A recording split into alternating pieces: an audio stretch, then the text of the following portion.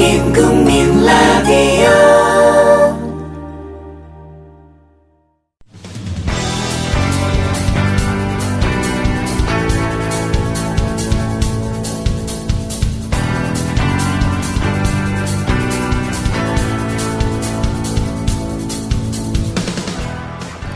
국민라디오 뉴스트라다무스 함께하고 계십니다. 현재 시각 2시 3분입니다.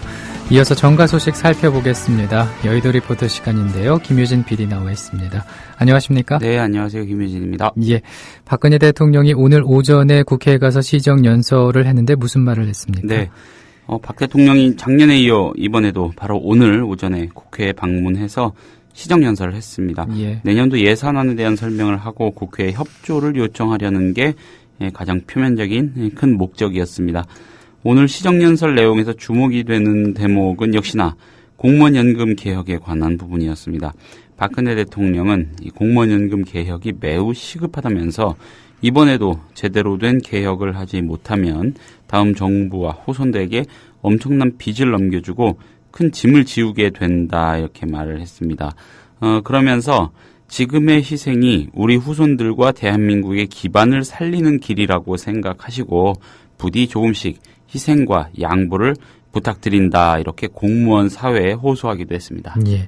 그런데 공무원연금 개정안과 관련해서 이제 처리 시점이 또 한 가지 주목할 부분이지 않습니까? 네. 박 대통령이 오늘 연설에서 연내 처리를 국회에 요구했다고요? 그렇습니다. 박근혜 대통령은 공무원연금 개혁이 금년 말까지 마무리될 수 있도록 국회 차원에서도 적극 협조해 주실 것을 당부드린다 이렇게 말을 했습니다.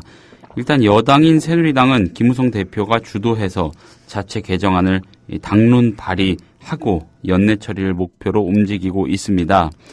관건은 새정치민주연합입니다. 예. 새정치연합은 기본적으로 연내 처리는 불가능하다는 입장이라고 보시면 되겠습니다. 문희상 비대위원장 오늘 아침 그러니까는 박근혜 대통령이 시정연설하러 오기 전에 열린 당 비상대책위원회 회의에서 공무원연금 개혁 자체를 반대하는 사람은 한 명도 없을 것이다 이렇게 말하면서도 이해 당사자가 참여하는 사회적 합의 기구를 통해 합리적 절차를 밟아 추진해야 한다고 말했습니다. 비대위원인 정세균 의원 역시 소득의 재분배 기능이 추가되는 것은 당연하지만 밀어붙이기식 대응은 곤란하다고 말했습니다. 이 당사자인 공무원의 의견 수렴이 없는 것은 절차적 정당성을 확보하지 못해 자칫 개혁의 정당성을 훼손할 수 있다는 겁니다. 예. 역시 비대위원인 박지원 의원은 연내 처리해야 한다는 대통령의 한마디에 새누리당이 밀어붙이기로 나서고 있다 이렇게 비난하고 사회적 협의기구를 만들어서 해법을 모색해야 한다고 강조했습니다. 예. 새정치연합의 구상을 보면은 큰 틀에서 이제 전국 공무원 노조의 생각과 궤를 같이 한다 이렇게 볼 수가 있겠군요. 네, 전공노의 입장은 누가 개혁하지 말자고 하더라도 우리랑 같이 의논을 하고 합리적인 대안을 찾아보자 이런 것이죠. 예. 새정치연합은 여기에서 좀 더 나아가서 공무원 노조뿐만 아니라 더 많은 사회 세력들이 참여하는 이 총론의 장이 필요하다는 겁니다. 결론적으로 새정치연합도 공무원연금 개정 작업에서 발을 뺄 수는 없을 것 같습니다. 공무원 노조가 단체 행동에 나설 수도 있는데 예. 여기에 새정치연합이 동조할지 여부도 앞으로 관심을 좀 가져볼 만한 대목입니다. 그렇군요. 다시 대통령 시정연설 얘기해 보겠습니다. 네. 오늘 연설에서 이른바 경제 활성화를 위한 확대 예산 편성 구상을 분명히 밝혔죠. 그렇습니다. 박 대통령은 지금 재정 적자를 늘려서라도 경제를 살리는데 투자해서 위기에서 빠져나오도록 이 각고의 노력을 해야 할 것이라면서 예. 정부는 내년도 국정 운영의 최우선 목표를 경제 활성화에 두고 예산도 올해보다 20조 원 늘려서 편성했다고 설명을 했습니다. 박 대통령은 이어서 재정 격자와 국가 채무가 늘어나게 된다는 점을 잘 알고 있다면서 하지만 가계와 기업 등 민간의 지출 여력이 없는 상황에서 정부마저 지갑을 닫아버린다면 우리 경제는 저성장의 악순환에서 헤어나기 어렵다 이런 말을 했습니다. 예. 앞으로 약 한 달간 이어질 예산국회에서 이 문제가 진통을 불러일으킬 것 같고, 그리고 한 가지 또 첨언을 해보자면은 가계와 기업 등 민간의 지출 여력이 없는 상황이라고 했지 않습니까? 근데 지금 기업은 돈을 너무 많이 쌓아두고 지출을 안 해서 여기에 세금을 물리네 마네하는 판국인데 이런 말은 조금 사실관계를 좀 오해한 거 아닌가라는 생각도 해봅니다. 예, 상황이 또 어떻게 진행이 되는지 살펴봐야겠습니다. 네. 박 대통령이 이번 연설에서 또 강조를 했던 부분이 안전이더라고요. 네. 박 대통령은 이른바 안전예산이라고 하는 것을 17.9% 확대했고 또 국가 안전 대진단이라는 걸 추진하겠다고 말을 했습니다. 예. 그런데 박근혜 대통령이 안전에 대한 의지가 그렇게 강하다면은 안전 관련 예산을 늘리는데 그치지 말고요. 이 세월호 특별법이라는 이 범국가적인 안전 점검 장치가 하루빨리 제대로 가동이 될 수 있도록 애쓰는 게 더 시급하지 않겠느냐 이런 지적이 나옵니다. 예. 조금 이해가 안 되는 것은 박 대통령 오늘 연설에서 세월호는 언급을 아예 안 했습니다. 여야가 이달 말까지 처리키로 합의한 이른바 세월호 3법에 대해서도 이 김영란법으로 불리는 부정청탁 금지 및 공직자의 이해충돌 방지법 제정안 그리고 유병헌법으로 통하는 이 범죄 수익은닉이 규제 및 처벌 등에 관한 법률 개정안에 대해서만 조속한 통과를 요청했을 뿐 세월호 특별법에 대한 언급은 없었던 겁니다. 이 국가안전처 신설 등 현장 중심에 일원화된 이 재난안전체계 구축을 위한 정부 조직법의 시급한 개정을 촉구하는 한편 국가안전대진단 추진 등 여러 가지 방안을 밝히면서도 세월호를 언급하지 않은 겁니다. 예. 글쎄요. 그토록 강조한 안전과 관련해서 사실 바로 그 안전이라는 키워드를 관통하는 국가적 쟁점 사안 세월호 문제를 외면했다는 겁니다. 세월호 문제와 관련해서는 자신이 관여하지 않고 거리를 두겠다는 뜻을 전한 것이라는 그런 풀이가 뒤따르기도 합니다. 예, 이 부분에 대한 또 뉴스가 많이 나오겠군요. 네. 박근혜 대통령 연설에 관한 이제 정치권 반응도 살펴봐야 되겠는데 네. 새누리당은 당연히 화답을 했군요. 네, 새누리당은 이 권은희 대변인의 논평을 통해서 이번 정부 예산안이 적정하게 책정되고 방향성을 제대로 잡아 어려운 경제 상황에 대응하는 마중물 역할을 할 것을 기대한다면서 예산안을 꼼꼼히 점검하고 적기에 통과되는데 최선을 다하겠다고 밝혔습니다. 예. 이어서 경제 활성화의 골든타임을 놓치지 않도록 정부와 여야 모두 경제 살리기에 합심해야 한다. 민생 경제와 일자리 창출 관련 법안도 이번 정기 국회에서 제대로 처리되도록 최선을 다하겠다. 야당도 협조해달라. 이렇게 말했습니다. 예, 화답을 한 새누리당의 모습이었고 그렇다면은 야당인 새정치연합은 어떻습니까? 새정치연합은 이 전시작전 통제권 무기한 연기 문제 등에 대한 언급이 없이 장밋빛 전망만 나열한 형식적인 연설이었다. 이렇게 비판했습니다. 예. 새정치연합은 이 김성수 대변인의 논평을 통해 국민들이 듣고 싶은 사안에 대한 언급은 없고 내년도 장밋빛 전망만 나열했다면서 전작권 무기한 연기에 대한 것과 자원 외교 실패의 문제점, 세월호 참사에 대한 부분들 전혀 언급 없었던 것은 유감이다. 이렇게 지적을 했습니다. 한정혜 대변인은 박 대통령이 방산 군납 비리는 이적 행위라 했는데 과거뿐만 아니라 현재에도 지속되고 있는 것이라면서 그걸 저질렀던 사람들이 높은 자리에 있으면 이 건에 대한 검찰 수사가 바로 들어가야 된다. 이렇게 말을 했고요. 그러면서 특히 4대강 자원 외교와 방산 비리야말로 제대로 된 적폐청산을 하지 않으면 예산을 잘 짜봐야 의미가 없다. 이렇게 일갈했습니다. 그렇군요. 그리고 여야가 세월호 3법 합의에 거의 접근을 했다는 입장을 어제까지 줄곧 밝히지 않았습니까? 네. 근데 유가족이 특검 추천 과정에 참여하는 문제는 추후 논의하는 방안이 유력해 보인다고요. 뭐니 해도 현재 가장 큰 특별법과 관련된 쟁점은 이 말씀하신 특검 추천 과정에 유가족이 참여하는지 여부를 둘러싼 논란입니다. 예. 이와 관련해서 여야 원내 지도부가 이 세월호 특별법을 포함한 세월호 3법을 일단 이달 안에 합의 처리하고요. 유가족이 참여하는 문제는 처리 이후에 계속 좀 더 논의를 하는 쪽으로 가닥을 잡은 것으로 알려진 겁니다. 이 진상규명을 위한 특별법 문제로 조금 더 깊이 들어가서 보자면 이 진상조사위원회를 구성해서 가동하는 것과 이 특검 추천 유가족 참여 문제를 분리해서 투트랙으로 가겠다 이런 겁니다. 예. 이 쟁점이 되고 있는 세월호 특별법 문제는 합의를 뒤로 미루고 다른 법안들을 먼저 처리하는 방안에 관해서 제가 브리핑에서 몇 차례 말씀드린 적이 있는데 조금 더 세부적으로 구분이 되긴 했지만 큰 틀에서는 비슷한 형태로 논의가 모아지고 있다는 겁니다. 이와 관련해서 새정치연합과 유가족들이 일단 진상조사위를 띄워서 빨리 조사를 시작하는 것도 중요하다는 쪽으로 의견을 모은 것으로 전해지기도 했습니다.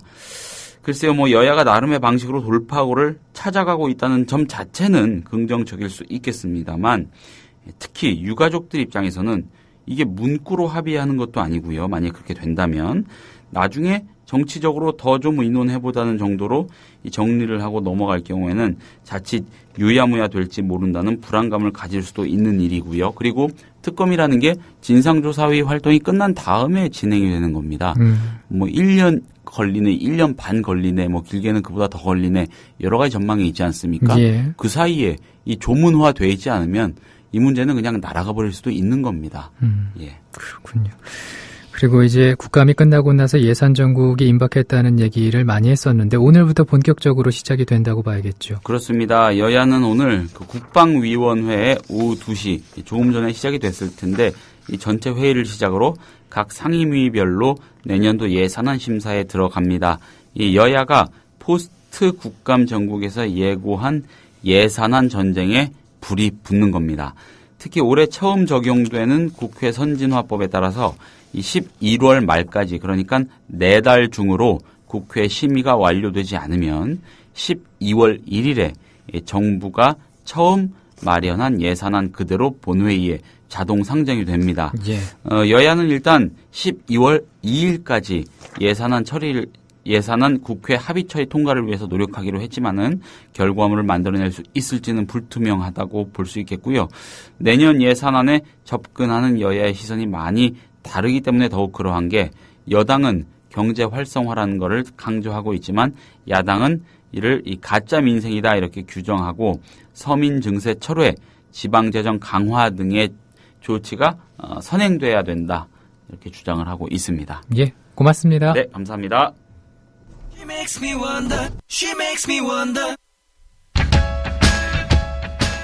김현주 PD가 단독 취재했습니다. 이곳은 공주보 상류입니다. 이미 20일 전쯤 이곳에서 큰빛 이끼벌레의 번식이 확인됐지만 이후 아무런 조치도 취해지지 않았습니다. 국민TV 뉴스K의 막내인 김현주 PD. 하루 4분 리포트를 위해 아침부터 밤까지 열정을 아끼지 않는 그녀. 자신이 하는 일을 설명하는데. 전태일 열사 아시죠? 자기 몸과 노동법전을 함께 태웠던 분 말이에요. 제가 하는 일은 오늘의 전태일에게 마이크를 들이대는 일, 그 일이에요. 미디어 협동조합. 이 세상에 억울한 사연이 모두 사라지는 그날까지 최선을 다하겠습니다. 조합원 가입으로 동참하실 수 있습니다. 지금까지 종로 보신각 집회 현장에서 국민TV 뉴스 김현주입니다. 새정치민주연합은 올해 국정감사에서 이명박 정부의 자원 외교의 실상이 드러나 국민들께 큰 충격을 주고 있다고 밝혔습니다. 특히 이명박 정부는 임기 5년간 총 26조 1천억 원을 자원 외교에 투자했는데 현재 회수된 투자금은 3조 6천여억 원에 불과하다고 밝혔습니다. 위원장이 된 노영민 의원은 오늘 아침 SBS 라디오 한수진의 SBS 전망대에서 이렇게 말했습니다. 이명박 대통령이 2012년 3월이죠. 라디오 연설에서 자랑한 성과가 있었잖아요. 네. 마침내 유전 개발을 위한 본 계약이 체결돼서 우리 유전을 갖게 됐습니다. 이런 연설을 한 기억도 있는데요. 그러니까 그런 유전은 다들 어디로 간 건가요? 자원 외교가 남긴 성과가 전혀 없습니까?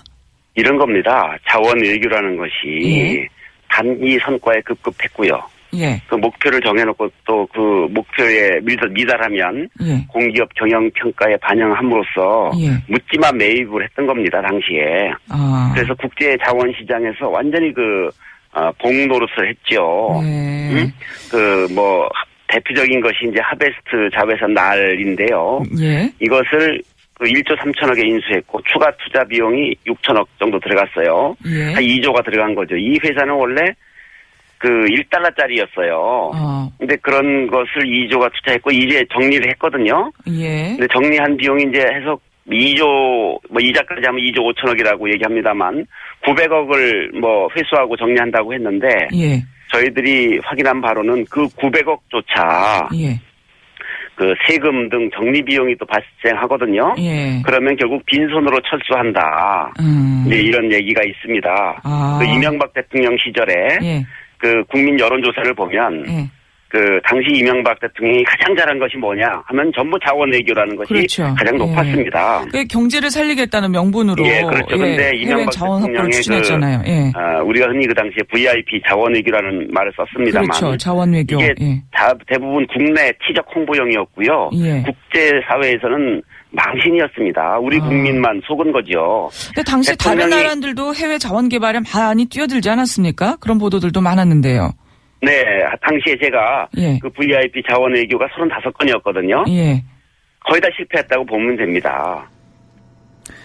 새정치민주연합 김성주 의원은 정부 여당이 공무원 연금 개혁안을 발표한 지 며칠 만에 연내 통과를 밀어붙이는 것이 마치 작전을 보는 듯하다고 말했습니다. 새정치연합 공적연금발전 태스크폰스 간사를 맡고 있는 김 의원은 오늘 CBS 라디오 김현정의 뉴스쇼에 출연해 청와대 한마디에 여당이 무조건 따르는 모습이 좋아 보이지 않는다며 이같이 지적했습니다. 이렇게 계산한 근거가 뭐냐. 예. 자료를 요구해도 정부가 자료를 주지를 않습니다. 자료도 없는 상태에서 이거를 오래 서둘러서 작전하듯이 마무리 짓는다고 얘기하면 야당이 동의하기가 어렵다는 것입니다. 작전하듯이 지금 마무리 짓는 것 같다 이렇게 보이세요? 일방적으로 처음에는 이제 연금학회가 마련해서 발표했다가 잠깐 후퇴하고 다시 정부가 이어받고 다시 새누리당이 받고 이렇게 일련의 과정들을 치밀하게 진행하지 않습니까? 이 과정에서 당사자인 공무원들과의 합의도 거치지 않았고 현재 국민연금이 워낙 낮은 수준이니까 국민들이 공무원 연금만 특혜를 받는다고 하는 그런 불만을 여론에 업고서 일방적으로 밀어붙인다는 것이죠. 알겠습니다. 사실은 근데 공무원들은 상당히 메리트가 있다. 아까 그 어떤 것이냐면은 지금 이제 명예퇴직이라든지 뭐 이런 걸로 인해서 사기업은 일찍 회사를 그만둬야 하는데 공무원은 직업적인 안정성이 있지 않느냐. 그것만으로도 큰데 거기에다가 연금까지 계속 정부가 보전해줘야 되는 것은 과하다. 이게 국민의 전체적인 정서인 것 같습니다. 공무원도 같이 어느 정도 희생해야 되지 않겠느냐. 여기에 대해서 어떻게 보세요? 우리나라는요. 다른 OECD 국가들, 우리보다 경제력이 비슷하고 우리보다 못한 나라들에 비해서 고용 안정성이 굉장히 떨어집니다. 예. 연금 제도도 굉장히 빈약합니다. 즉 국가와 정부에 의한 복지 제도가 제대로 충분히 보장이 안 되면 결국 개인이 스스로 책임을 져야 되는데요. 소득이 충분한 사람은 문제가 없습니다. 그러나 저소득층과 가난한 사람들은 자기 스스로 해결할 수가 없게 됩니다. 그럼 결국은 정부가 그분들을 위해서 더 많은 재정을 지출하게 되고 그것이 결국은 재정 압박 요인이 되는 것이거든요.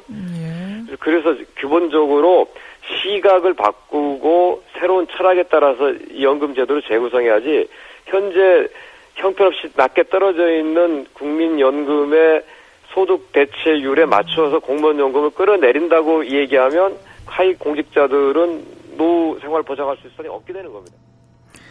유명 연예인 등의 개인 트레이너로 일을 하다 지난해 부이사관급 고위 공무원인 3급 행정관으로 채용돼 청와대에서 근무 중인 윤전추 씨를 둘러싼 논란이 사그라지지 않고 있습니다.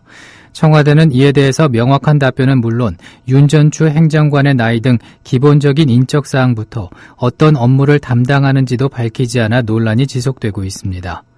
최민희 새정치민주연합 의원은 어제 국감에서 이재만 청와대 총무비서관에게 윤전추 비서관의 나이를 물으며 운동장비 구입 의혹 등을 거론했습니다.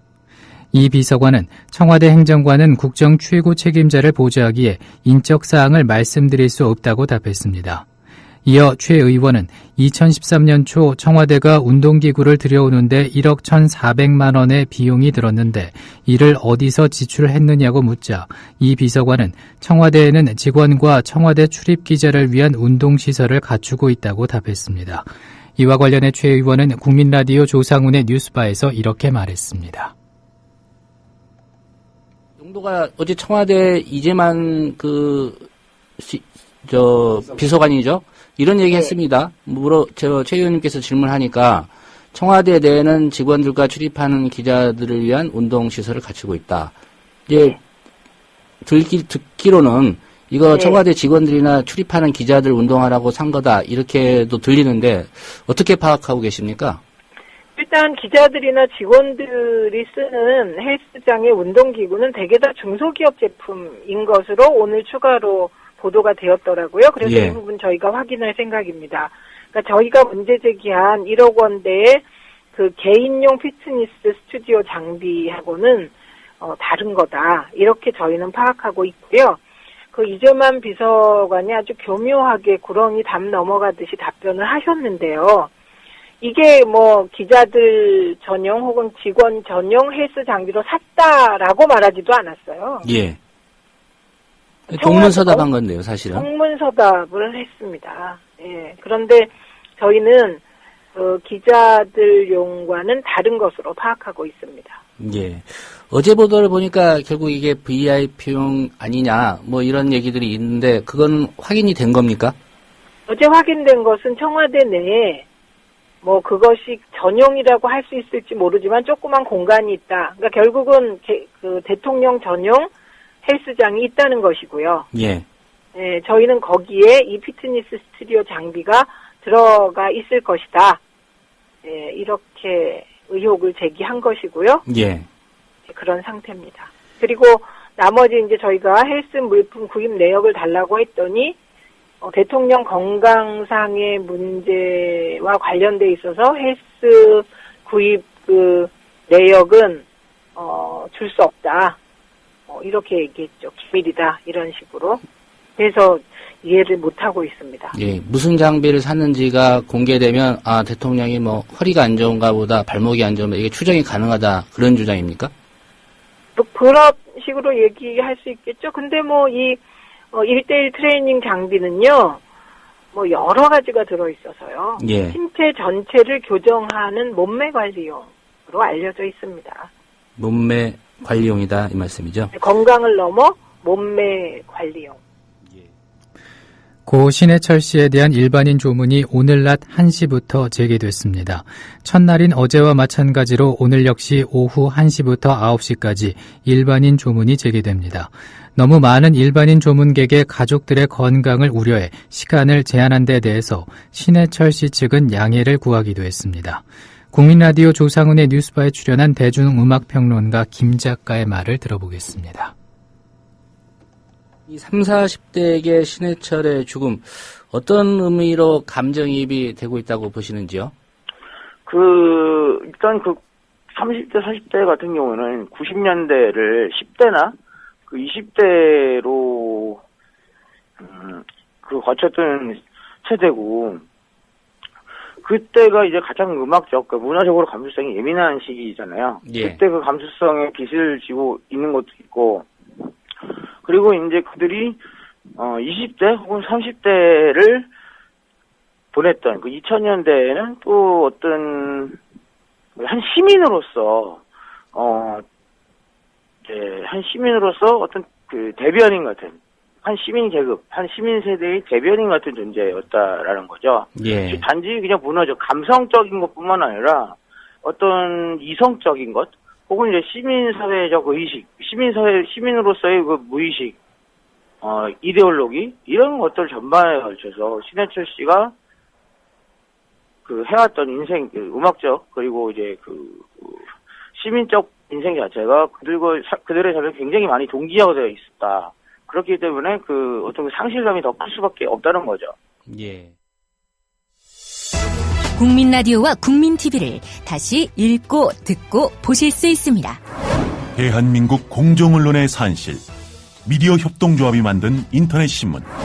기자들이 현장에서 보내온 생생한 속보, 전문가들의 깊이 있는 분석.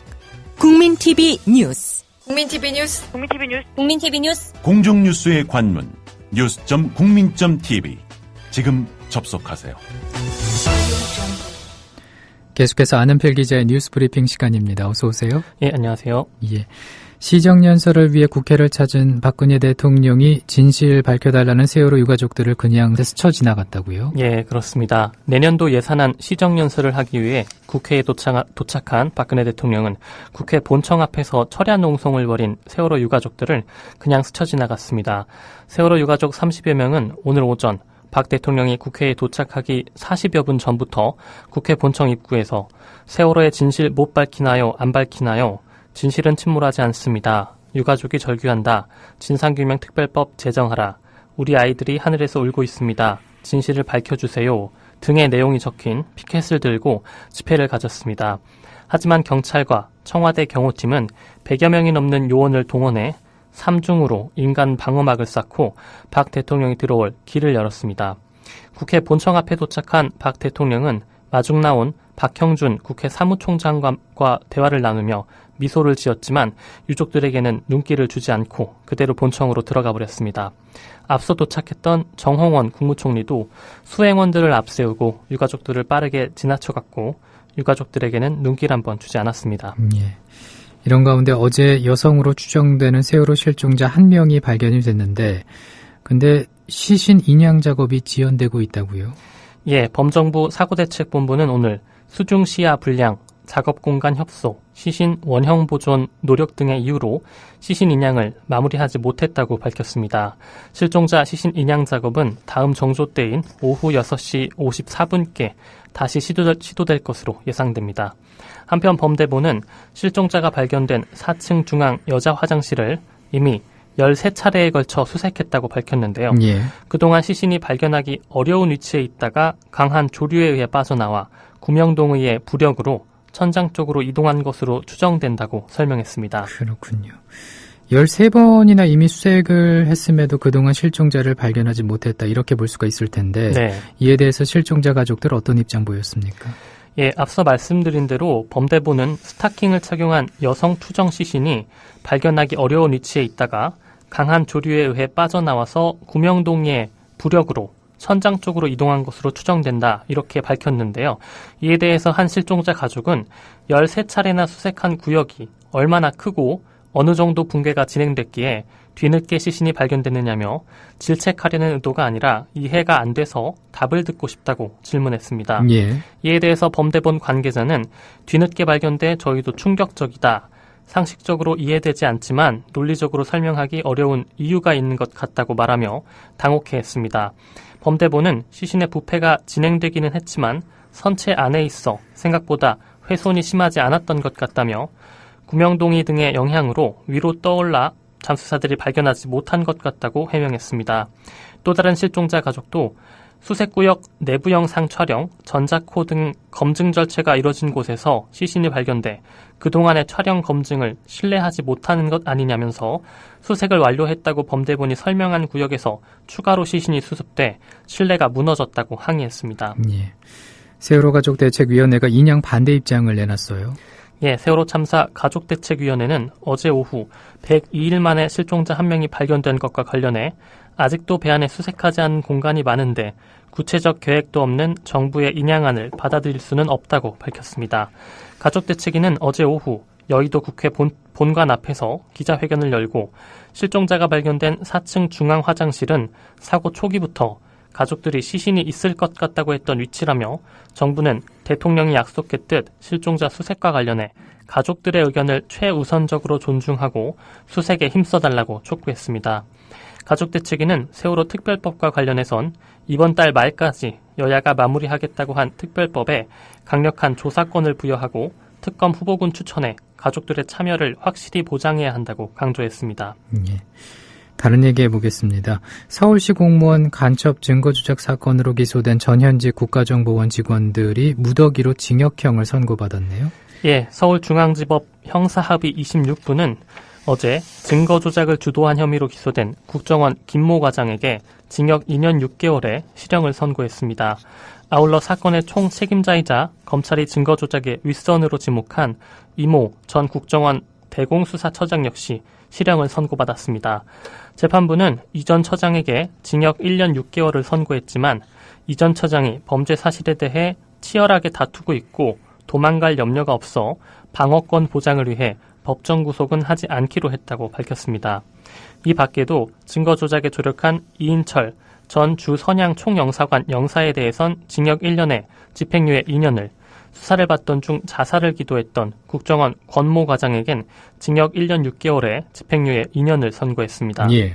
권 과장은 자살 기도 후 건강이 악화된 점이 그리고 이전 영사의 경우에는 범행을 주도하지 않았고 사실상 국정원의 지휘를 받는 위치였다라는 점이 감안됐습니다. 이번 사건으로 함께 기소된 민간인 조력자 김모 씨와 조선족 조력자 김모 씨는 각각 징역 1년 2개월과 징역 8개월의 실형을 선고받았습니다. 이에 대해 유우성 씨의 변호를 맡았던 민변의 김용민 변호사는 대부분 유죄로 인정됐는데도 죄질에 비해 형량이 지나치게 낮다면서 특히 대공수사팀장이었던 사람에 대해서는 실형을 선고하면서도 방어권 보장을 이유로 불구속을 유지한 점은 납득하기 어렵다고 말했습니다. 예. 그리고 우리 정부가 제의한 2차 남북 고위급 접촉이 이제 어려워진 상황 같아 보입니다. 네. 민간단체 대북전단 살포 때문이죠. 그렇습니다. 북한이 대북전단 문제에 대한 우리 정부의 태도 변화를 요구하면서 2차 남북 고위급 접촉 개최는 우리 정부의 선택에 달려있다는 내용의 대남 전통문을 오늘 우리 측에 보냈습니다. 예.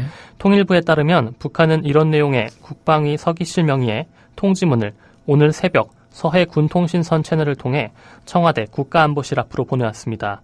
이에 대해 우리 정부는 민간단체의 전단 살포는 정부가 통제할 수 있는 사안이 아니라면서 북한의 부당한 요구 수용을 거부할 방침을 밝혔습니다.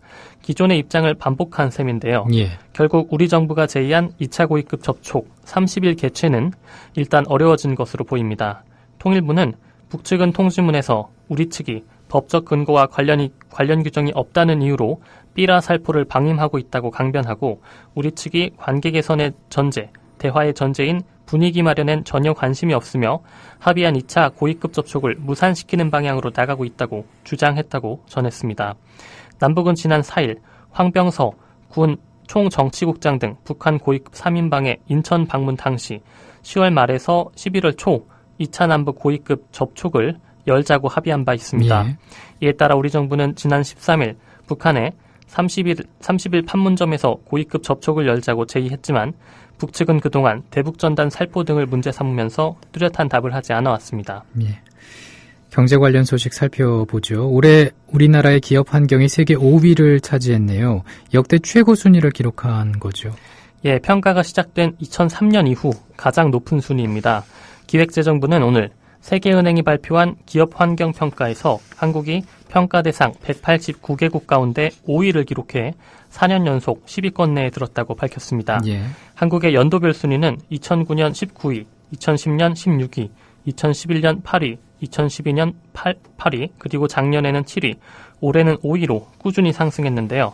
다만 올해부터 바뀐 산정 방식을 적용하면 지난해에도 올해와 같은 5위에 해당한다고 기재부가 밝혔습니다. 전체 1위는 싱가포르였고요. 뉴질랜드, 홍콩, 덴마크가 그 뒤를 이었습니다. 세계은행의 기업환경평가는 기업의 생애 주기에 따라 기업 환경을 창업에서 퇴출에 이르는 10가지 부문으로 구분하고 특정 시나리오를 부여해 법령 분석, 설문조사 등을 통해 평가하는 방식으로 이뤄집니다. 세계은행은 가업 승계 지원을 위한 상속세 감면 범위 확대, 해외에서 한국으로 돌아온 기업에 대한 법인세 감면, 법인세 소득세 인하 등을 긍정적으로 평가했습니다. 예. 우리나라가 기업하기 좋은 나라라는 것을 세계은행이 공인을 해준 셈으로 볼 수가 있겠는데 반면에 서민들의 삶은 더 어려워질 것 같습니다. 정부가 각 지자체에 2017년까지 하수도 요금을 2배 올리라고 이렇게 또 권고를 했군요. 예, 그렇습니다. 안전행정부는 오늘 지방 공기업 부채를 줄이기 위해 2017년까지 하수도 요금을 원가의 70% 수준으로 끌어올리는 계획을 수립, 추진하라고 지난 6월 전국 자치단체에 권고했다라고 밝혔습니다. 예. 현재 하수도 요금은 원가의 35.5% 수준인데요. 3년 안에 하수도 요금을 2배 올리라 이런 권고인 셈입니다. 이와 함께 원가의 82.6%인 상수도 요금도 90%까지 올릴 것을 권고했습니다. 안행부에 따르면 이 같은 권고에 따라 지금까지 하수도 기업 16곳에 대한 요금 인상 조례가 개정됐으며 19곳에 대한 개정이 진행되고 있습니다. 상수도 요금은 이미 9곳이 올랐고 10곳이 인상을 추진하고 있습니다. 예.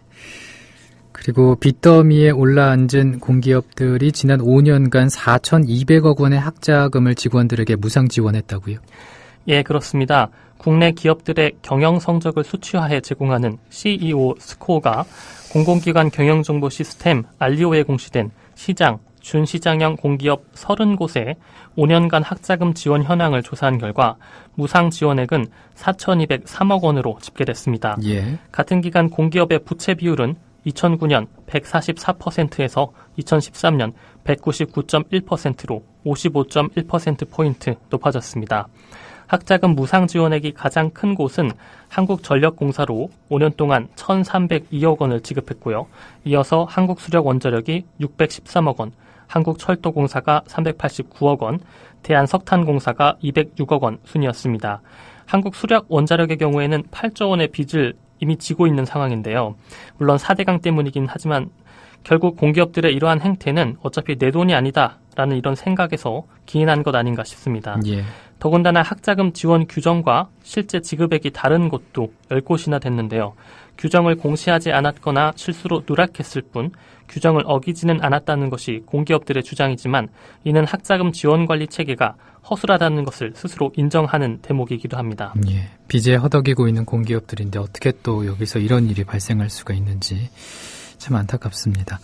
국제우주정거장으로 향하던 무인 우주 화물선이 발사한 지 6초 만에 폭발하는 일이 또 벌어졌네요. 예, 현지 시각으로 28일 오후 6시 22분쯤 미국 버지니아주 월롭스 섬의 기지에서 발사된 우주 화물선이 발사된 지 6초 만에 폭발했다고 미국 항공우주국 나사가 밝혔습니다. 예.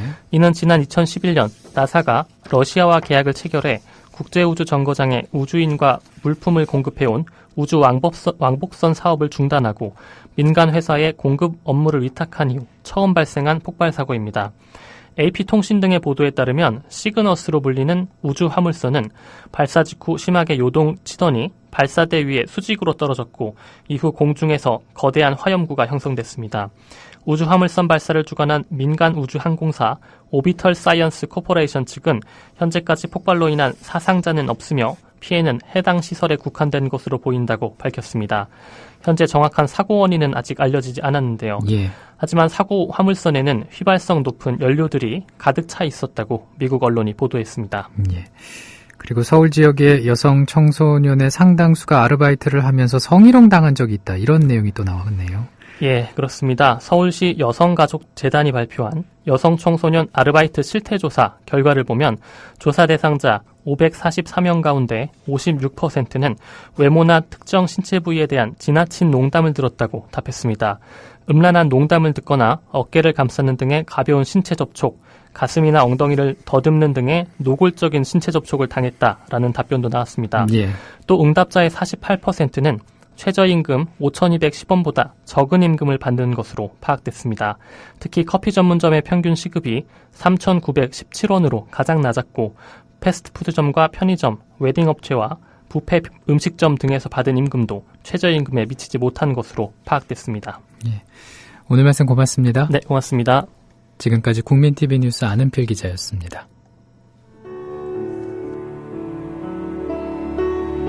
경남 거창에 사는 조합원 백함나무님. 남편의 유언으로 온 가족이 미디어 협동조합원이 됐습니다. 라디오 비평 들으실 때마다 아이고 속이 시원하다 이렇게 하시더라고요. 본인이 먼저 하시고요, 가입을. 예, 그 뜻을 이제 알았기 때문에 손자, 손녀 6명까지 그렇게 이제 다 가입을 하게 됐지. 작고한 부부는 왜 국민TV 조합원 가입, 이것이 이 시대에 꼭 필요한 언론운동이라고 확신했을까요? 가슴 아픈 가족사가 있었습니다. 저는 민족일보 조영수 그분 그때부터 관심을 많이 가지시고 저 동아투이 그때 남편이 저 광고도 내고 또 한겨레 주주도 되시고 저희 시어른 되시는 분이 보도연맹에 억울한 죽음을 당하셨습니다. 중학교 때 아버지가 억울하게 그리고 옥살이 하실 때 그 도시락을 가지고 감옥에 가서 어느 날 갑자기 그래 이제 총살 당했다는 그런 걸 안 겪었으면은 또 뭐 평범하게 살았을 수도 있는데.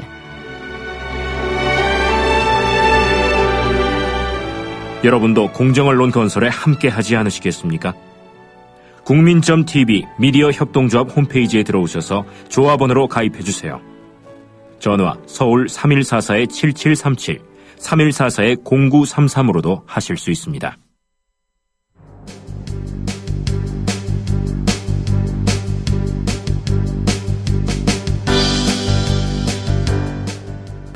국민라디오 뉴스트라다무스 함께하고 계십니다. 계속해서 이슈 분석으로 넘어갑니다. 최영일 시사문화평론가 전화 연결돼 있습니다. 안녕하십니까? 네, 안녕하세요. 예, 박근혜 대통령이 오늘 오전에 국회에서 시정연설을 했습니다. 네, 취임 후 두 번째인데 어떻게 보셨습니까? 의욕, 의지 이런 것들은 잘 드러났습니다. 예. 집권 3년 차에는 이 경제개발 3개년 계획에 가시적인 성과를 도출하겠다. 그 절박감이 드러난 것으로 이제 많은 언론들이 지금 평가를 쏟아내고 있는데요. 예. 내용은 그냥 간단합니다. 경제 살리기에 총력을 다할 때다. 근데 이 표현이 좀 마음에 걸리는데요. 이 골든타임이라는 말을 쓰셨어요. 예. 그래서 이게 지금 세월호 유가족들이 국회에서도 계속 지금 이제 모여 계신데 이 박 대통령 들어갈 때와 나갈 때 유가족들이 있었는데 철통 경호에 막혀 있었고요. 예. 그 박근혜 대통령을 향해서 이제 이 정말 울음을 쏟아냈는데 굉장히 차갑게 외면하고 들어가신 게 또 이 언론의 이슈가 됐습니다. 그냥 스쳐 지나갔다고 하죠. 예. 네, 흘낏 쳐다봤다고는 하는데요.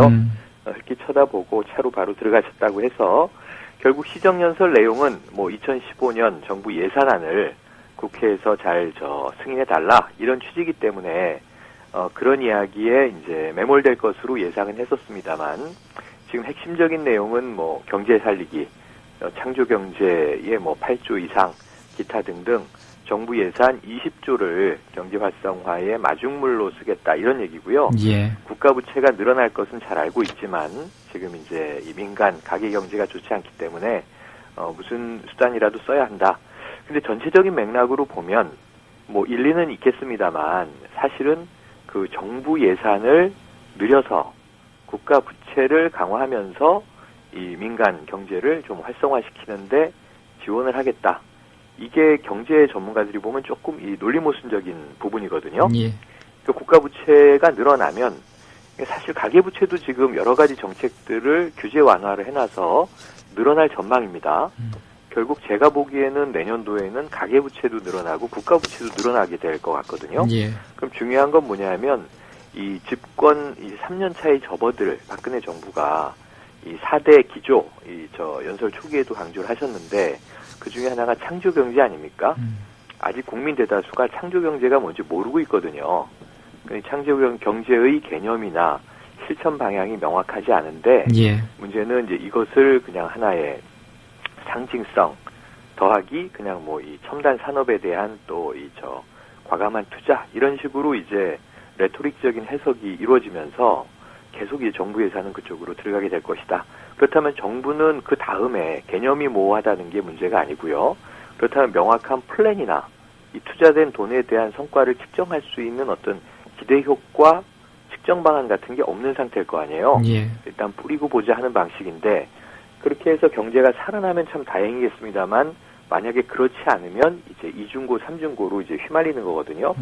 그래서 이런 부분에 대해서는 정말 좀 야당도 꼼꼼하게 검토해 주기를 바라는데 예. 사실은 오늘 이 취임 2년째 연속으로 이제 시정연설을 하면서 또 이제 이 작년 추석 전에 김한길 대표 체제 시절에 황우여 대표와 이제 3자 영수회담을 했던 거에 이어서 13개월 만에 대통령 그리고 여야 지도부가 모였거든요. 예. 그래서 이 시정연설 후에 또 이제 모임이 있었습니다만 이 야당도 좀 문제가 있습니다. 뭐냐면 이제 말 자체는 대통령의 어떤 그 공무원 연금 개혁 방안에 대해서 연내 처리 시간에 너무 매몰되다 보면 졸속으로 갈 수 있다. 이게 무슨 군사 작전처럼 하지 말자 이런 이야기는 이제 맞는데 결국 대부분 정부 여당이 지금 추진하는 스케줄에 맞춰주기로 합의를 한 것으로 언론 보도들이 나오고 있어요. 예. 어떤 브레이크 역할을 했던 건지 다만 이제 문희상 비대위원장이 세월호 유가족들은 좀 보셨느냐 이런 이야기를 이제 하자 이 박 대통령은 묵문무답이었다고 하는데요. 이런 이 지역적인 부분적인 이제 대목들을 짚은 것 외에는 지금 야당도 어쩔 수 없이 끌려가는 기조가 아닌가 하는 안타까움이 있습니다. 예. 그리고 이제 국정감사가 끝나고 나서 연장전 국정감사가 이어가고 있는데 국회 운영이 정보 이득 말이죠. 네. 예. 지금 주목할 만한 부분이 또 있겠죠. 지금 어제가 가장 이제 주목되는 내용이었습니다. 예. 7일 월요일에 국정감사는 공식적으로 끝났습니다만 다 이제 일정을 소화하지 못한 부분 또는 이제 국정감사 후반 비공개로 이루어지는 부분들이 나중에 가게 되거든요. 예. 그게 이제 대표적으로 이제 운영위는 청와대 살림을 어제 감사했고요. 정보위는 이제 국정원을 감사를 했는데 국정원은 잘하고 있다. 여러 가지 이제 이 북측 동향에 대한 정보들을 쏟아놨고요. 이게 공개되지 않았기 때문에 끝나고 나서 야당 신경민 의원이 주로 발표한 내용들이 핵심입니다. 예. 그리고 이제 중요한 것은 운영위에 관련된 이야기가 어제 밤부터 오늘 오전까지 많이 회자되고 있는데 예를 들면 그 대통령의 7시간 문제 계속 이제 이 야당 의원의 추궁을 받으니까 김기춘 비서실장이 이제 답변을 했는데 이게 이미 여러 달 전에 답변한 것하고 또 달라요. 그때는 무슨 얘기를 했었냐면 그 7시간 동안 대통령은 정확히 보고를 받았다. 14차례 이상 보고를 받았다라는 이야기를 이제 흘렸었고요. 예. 어제 국감에서는 7차례 이 지시를 했다. 정확한 지시를 내리셨다. 이렇게 얘기를 하거든요. 7시간 동안 7번 지시를 했고 14번 이상 이제 보고를 받았다라고 하는 내용인데 이 보안상, 경호 문제상 이 대통령의 동선은 밝힐 수 없다. 하지만 청와대 경내에 있었다. 요게 다거든요. 이거를 유추해도 굉장히 지금 앞뒤가 안 맞는 얘기들이 몇 가지 나옵니다. 또 7차례 지시사항 초반에는 안보실에 지시를 내린 걸로 돼 있어요. 우리가 지금 기억하는 바 국가안보실은 재난의 컨트롤 타워가 아니다. 세월호 이 참사 침몰 사고 거기에 대한 구조 경과와 상관이 없다. 이렇게 예전에 또 이 청와대 대변인이 밝혀서 논란이 되지 않았습니까? 예. 청와대는 결국 컨트롤 타워가 아니다라고 면피한 상황에서 대통령의 지시는 초기에는 다 안보실로 가다가 그리고 이제 5시 15분이 돼서야 이 중앙안전대책본부에 나오는 거죠. 그러니까 이런 경위. 그리고 우리가 언론 보도 지금도 알고 있습니다만 5시 15분에 나와서 학생들이 구명조끼를 입었다고 하는데 왜 이렇게 발견하기가 힘드냐. 다 배 안에 갇혀 있습니다. 아, 그렇군요. 이렇게 답변하잖아요. 예. 그 사이에 7시간 동안 어떻게 정확한 보고를 받으시고 얼마나 정확한 지시를 하셨기에 5시간 넘은 시간에 학생들이 배 안에 다 갇혀 있다는 거를 인지하지 못한 발언을 보도에 내보내게 됐는지 이런 경우에 대해서 너무나 지금도 해명되지 않는 것들이 많고요. 그 외에 청와대 이 살림 관련해서 1억 1,400만 원의 헬스기구를 샀다. 그리고 제2부속실의 이 3급 행정관으로 유명한 그 연예인들의 헬스 트레이너를 이제 정규직으로 고용을 한 거죠. 고용했다. 연봉이 얼마인지는 밝혀지지 않았습니다만. 그러니까 이런 문제에 대해서 이 용도가 뭐냐, 기능이 뭐냐. 제2부속실은 민원을 담당하는 곳인데 이 헬스 트레이너의 경우에는 주로 이제 헬스 코치를 하셔야 될 거 아니에요? 근데 이제 기능이 뭐냐라고 했더니 홍보와 민원이다 이렇게 답변을 했고요. 예. 인적사항을 물어보니까 기밀이다 이렇게 얘기를 했어요. 이 민원과 홍보를 담당하는 청와대 제2부속실의 3급 행정관의 이름도 알려져 있고 나이도 알려져 있고 이미 이 연예 프로그램에도 많이 나왔었던 분인데 국정감사장에서 인적사항을 질문했더니 기밀이라고 하는 것은 납득되지 않는 매우 이상한 폐쇄주의가 아닐 수 없고요.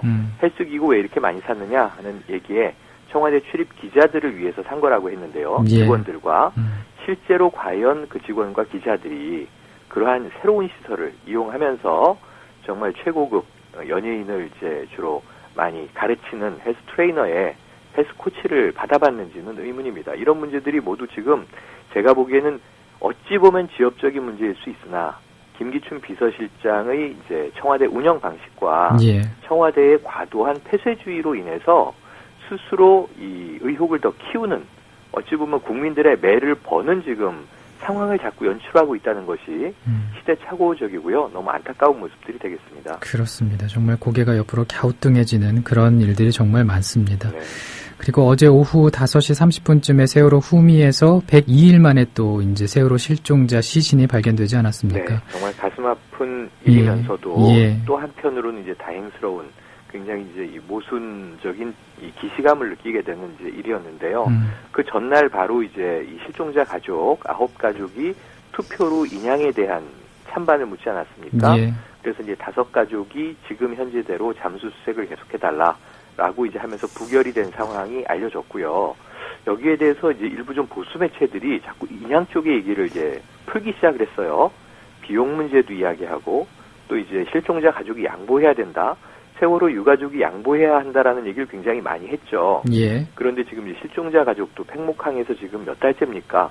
근데 이게 뭐 사실 실종자, 사망자가 수십 대 나오는데 순번이 정해져 있는 것도 아니고 정말 애타게 아직 돌아오지 않은 가족을 기다려야 하는 가족들의 마음은 가장 쓰라릴 텐데요.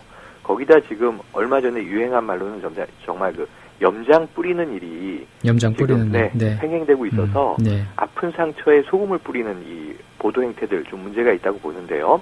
근데 어쨌든 이제 그 상황에서 어제 5시가 좀 넘어서 이 민간 잠수사가 4층 중앙 여자 화장실에서 여성으로 추정되는 이제 시신을 이제 발견했죠. 예. 그게 전해졌는데 지난 새벽 4시경에 이제 그 수습을 시도했다가 유속 때문에 이제 실패했고요. 그리고 오늘 아침 8시에 다시 이제 수습하겠다고 했는데 아직 소식이 없습니다. 그러면은 이제 이 저녁 6시에 다시 시도하게 돼 있거든요. 오늘에는 이분이 이제 꼭 우선 모셔지기를 바라는 마음인데 예. 지금 이 누군지는 일단 시신을 건져 올린 후 유전자 검사를 하면 이제 12시간 후에 이제 정확한 인적사항을 알 수 있게 되는데 지금 다수 유가족들이 이제 추정하고 있기로는 아마 단원고 2학년 황지현 양일 것이다라고 하는 이제 추정이 나오고 있습니다. 예. 근데 이제 왜냐하면은 이게 사고 이후에 생존자들의 목격담을 유가족, 가족대책위가 다 구성을 해서 어느 지역에 있었는지를 다 지금 최대한 체크를 하고 있거든요. 근데 이게 7월에도 이 황지현 양이 이쪽에 있을 가능성이 높다라고 가족들이 강조를 했는데 지금 이 저 구조 당국은 벌써 11차례 수색을 했던 곳이다 이렇게 얘기를 했었어요. 예. 근데 결국은 또 이제 다시 민간 잠수사가 발견하지 않습니까? 이런 문제들에 대해서 지금 유가족이나 실종자 가족이 구조 당국에 대한 불신이 커질 수밖에 없는 상황이고요. 구조 당국도 물론 여러 가지 이야기를 냈습니다. 그러니까 이게 구명 동의를 입고 있었기 때문에 천장 쪽으로 부유했다 이런 이야기를 하는데 그 이야기는 누구나 지금 알고 있는 얘기죠. 배가 뒤집혀 있으니까 부력에 의해서 어떤 물체든지 위로 올라가는 걸 알고 있는 얘기잖아요. 예. 뭐 이 수색 들어가서 바닥만 봤을 리는 없잖아요. 그러니까 이런 불신에 대해서 지금 구조 당국이 더 철저한 어떤 탐색과 수색을 약속했다면 앞으로 진행을 해줘야 될 것 같고요. 예. 뭐 민간 잠수사나 혹은 군경 잠수사들의 애로사항이 있겠지만 이분들의 안전을 최대한 보장하면서 철저한 수색을 하는 것은 결국은 정부의 몫이 아닙니까? 그렇죠. 그걸 뭐 유가족이나 실종자 가족에게 떠밀 수 있는 일은 아니고요. 이런 부분에 대해서는 정부가 책임 있게 좀 진행했으면 좋겠는데 가장 좀 울컥한 얘기는 황지연 양으로 확인되는 경우에 예. 지연 양의 생일이 또 오늘 10월 29일이라고 해서 이러한 것들을 우리가 느낄 때 정말 그 소름이 끼치면서 뭔가 아직도 물 안에 있는 혹은 이제 돌아간 이 아이들이 메시지를 전하고 있는 게 아닌가 하는 또 인간적인 정서에 빠지는 것은 어쩔 수 없는 것 같습니다. 예. 오늘 말씀 고맙습니다. 네, 고맙습니다.